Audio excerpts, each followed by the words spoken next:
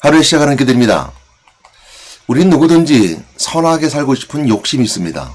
왜냐하면 우리 마음속에 양심이라는 것이 있기 때문입니다. 예를 들어서 우리가 나쁜 일을 할 때는 우리 마음속에 걸림이 있습니다. 그 마음속에 양심이 있기 때문입니다. 또한 선한 일을 할 때는 우리가 참 평안을 누립니다. 그것은 마음속에 선한 것이 있기 때문입니다. 그러나 항상 우리가 선한 욕심만 있는 것이 아니라 육체의 욕심을 따르기도 합니다.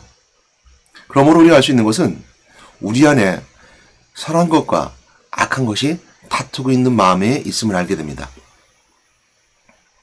그러므로 성경 우리에게 갈라디아서 분명히 말씀해주고 있는 것처럼 육신의 일이 있고 성령이 따르는 열매가 있다라고 분명하게 구별하고 있습니다.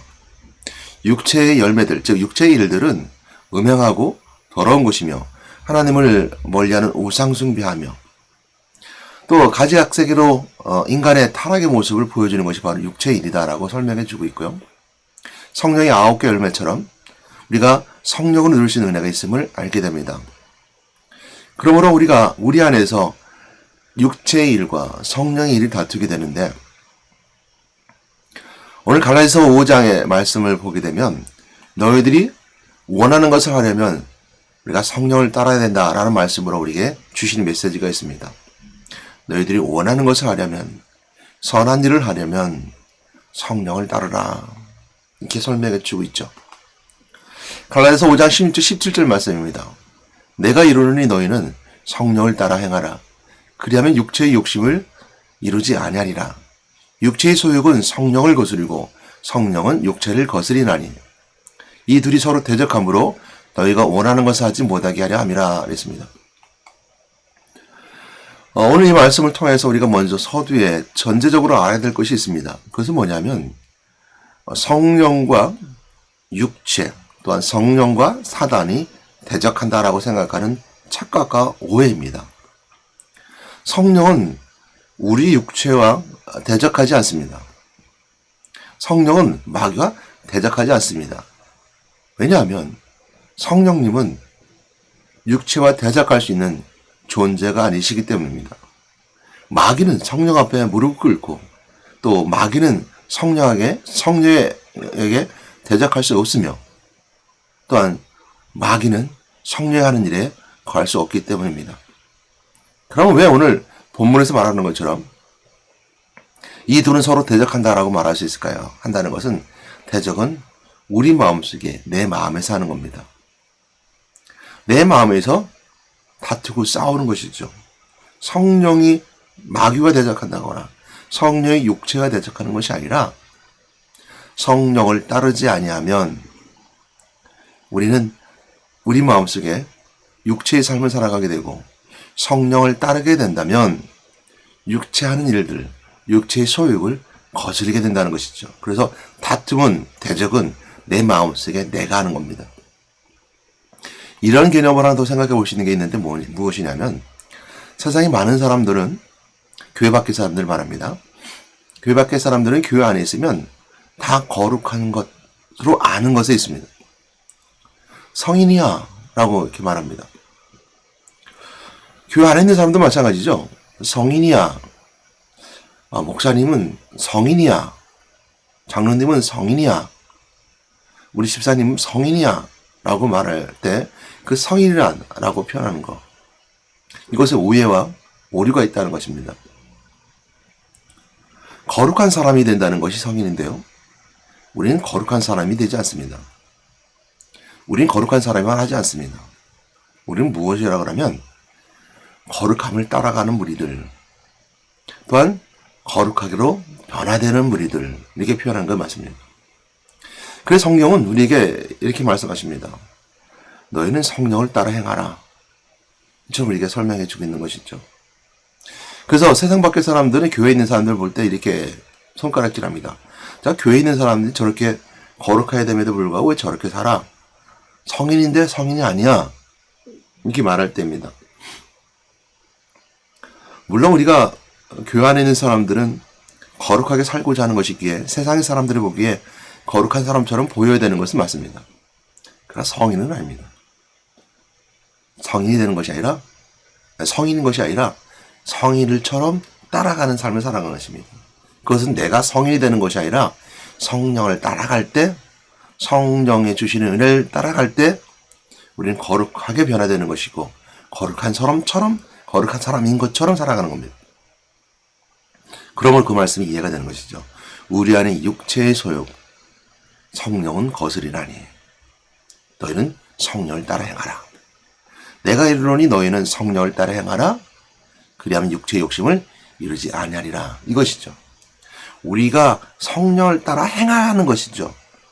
우리가 성인이 되는 건 아니에요. 우리가 성령 받았다고 해서 내가 성인, 거룩한 사람이 되는 것이 아니라, 사람인 것이 아니라, 죄송합니다. 사람인 것이 아니라 거룩한 사람처럼 어떻게 성령을 따라가니까, 성령 충만하니까. 그러므로 교회 안에 있어도 믿음의 차이가 나는 이유가 바로 그것이죠. 성령 충만한 사람과 성령이 충만하지 않은 사람은 구별되게 되어 있습니다. 다른 말을 말하면 육체의 소욕을 따라가지 않고 성령에 의지해서 성령만 따라가게 된다면 우리가 성령 충만한 사람이다라고 표현합니다. 그런 사람들은 거룩함의 모습이 비춰지기도 하고 보여지기도 합니다. 왜요? 성령이 드러나는 거니까. 그래서 성이라고 말하는 겁니다. 성도라고 하는 것입니다. 그 거룩할 성, 물이 돋자인데요. 거룩한 물이라는 뜻은 바로 성령이 있는 사람들을 말합니다. 성령이 거룩하니까요. 우리가 거룩한 것이 아니고. 그래서 육체의 소욕은 성령을 거스리고 성령 육체를 거스르는 이들이 서로 대적함으로 너희가 원하는 것을 하지 못하게 하렴이라 라는 말씀을 오늘 말씀 나누도록 할 텐데요. 원하는 것을 하지 못하게 한다라는 것. 말씀이 조금 더 한 단계 올라간 느낌이 들죠. 그러니까 성령의 소욕, 육체의 소욕과 성령 하신 일에 이렇게 다투게 되는데, 싸우게 되는데, 갑자기 원하는 것이라고 말한다면, 또 그것을 하지 못한다면, 원하는 것을 하려면 한다면 조금 더 한 단계 더 업그레이드된 메시지 같기도 한데요. 같은 연결된 메시지입니다.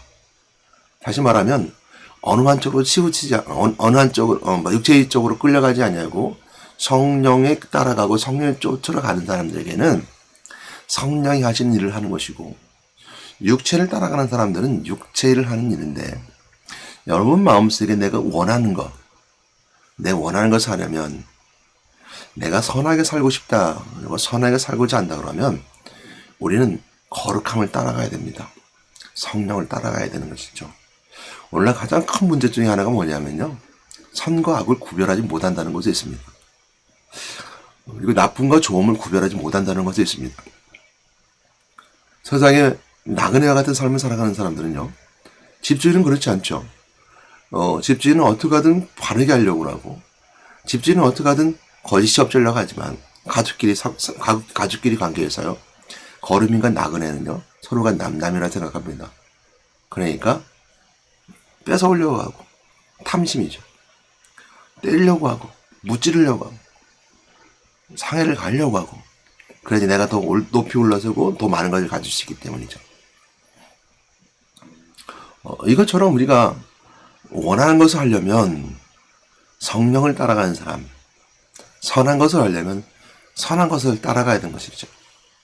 그래서 사람들은 선과하고 구별하지 못한 삶 속에서 성경은 구약시대에 율법이라는 걸 줬습니다.